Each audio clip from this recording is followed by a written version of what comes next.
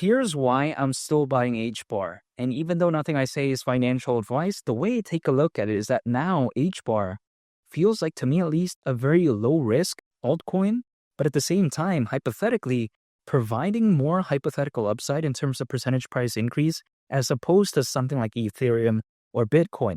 Now, let me explain why. Because H bar, not too long ago, before it had that price bump, which of course we saw a pretty big dump afterwards, but I'm just saying, before the price bump of that, when I was talking about H bar, it was a little bit more risky, in my opinion. But now that it had a price pump and then, of course, there was a dump, now things are beginning to stabilize a little bit.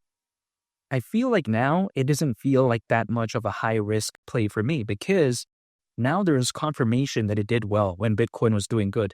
There's confirmation that the community is there. There's confirmation that people do believe in the fundamentals of Hedera. Not to mention, there's now confirmation that, hey, you know what?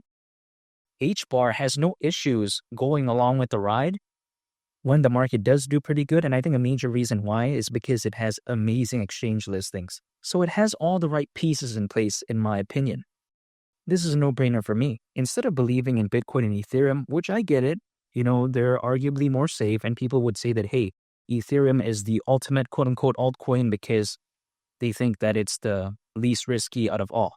And I can get that argument. However, in my opinion, they're kind of dinosaurs in terms of percentage price increase.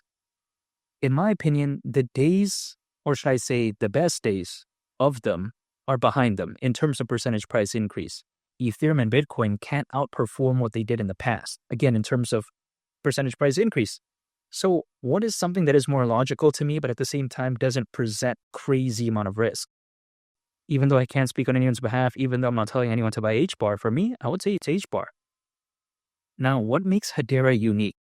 It's because we have to consider how many projects out there are using traditional blockchain technology. There's nothing wrong with that. It's still going to work. Many enterprises do believe in traditional blockchain technology. Nothing wrong with that.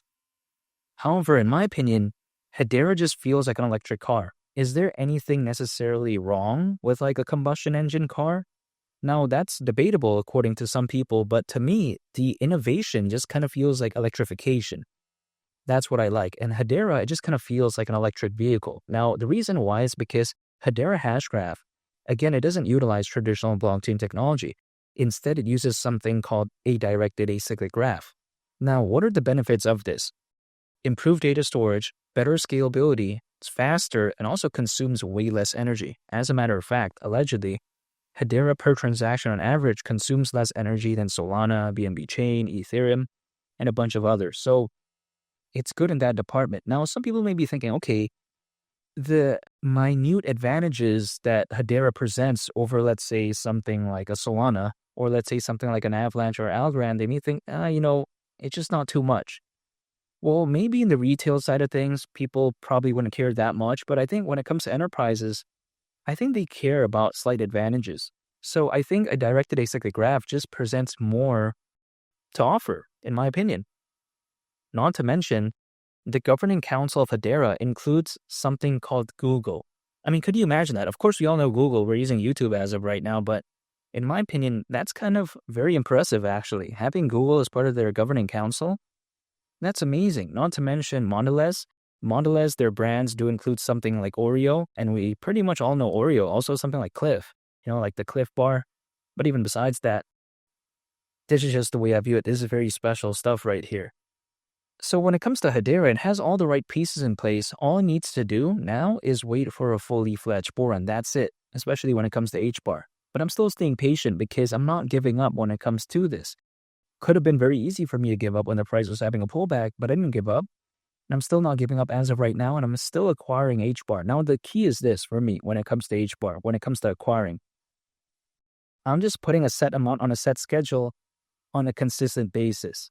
Some people that I know out there, they're putting their rent money, what they would have used for their car payments, their grocery bills. And personally, I can't speak on anyone's case, but I think that's a very bad idea, in my opinion, because it kind of shows a lack of discipline. Because sometimes I see some people out there, they're acquiring in hopes that in the next 1 or 2 weeks, it does well. What happens if it doesn't?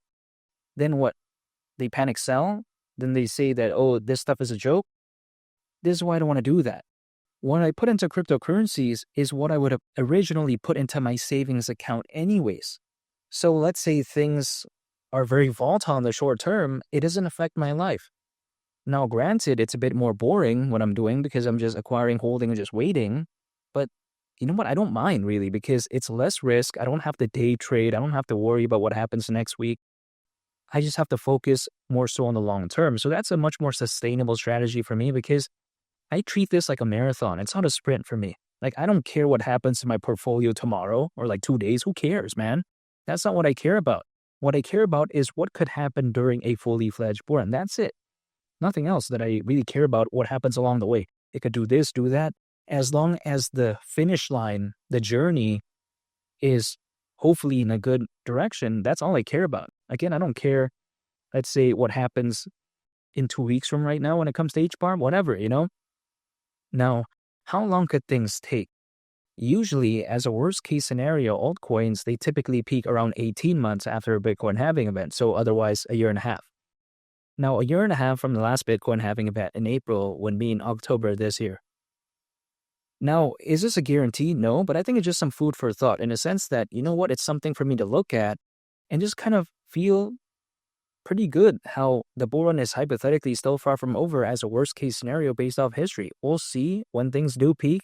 I just don't think things have peaked yet because, I mean, there's too many bullish factors. Like the Bitcoin ETF, we take a look at over 500 million crypto owners according to Crypto.com research. The factors are just too bullish. You know, I'm not going to give up. And now when it comes to HBAR at the price of $3, I don't think it's crazy. If it were to go to that price, considering current circulating supply, market cap would be around $127 billion. It's around a 15x from here again. Now, $127 billion, I just don't see why that would be too crazy. I mean, the way you take a look at it is this. If let's say Bitcoin goes to the price of, you know, $300,000, and let's say it reaches a market cap of around 6 trillion, and let's say something like Ethereum reached a market cap of around, you know, let's say over $1 trillion or something like that. Now, are we saying that, let's say when the market does do that well, or maybe even Ethereum at 2 trillion, we'll have to wait and see, but I'm just saying, some can't flow into this? Like again, let's say those combined market caps are around $8,000 billion, right? Let's say around 8 trillion. Are we saying around 127 billion can't flow into this? This is just the way you take a look at it. I'm not saying next week or tomorrow or something like that, but this is just my mentality. Now, it's not like this market cap is even that crazy to begin with, again, around 127 billion, because in the past, we saw BNB years ago, back in 2021, reach a market cap of over $100 billion. I mean, come on. This doesn't seem too crazy. I just have to stay patient, just wait, and that's why I'm still buying HBAR and I'm not giving up. And $3, that wouldn't surprise me whatsoever. And make sure to subscribe if you gain value from this video. I'd greatly appreciate it. It's Believe the Captain, and I'll catch y'all on the next one. I'm out. Peace. Bye.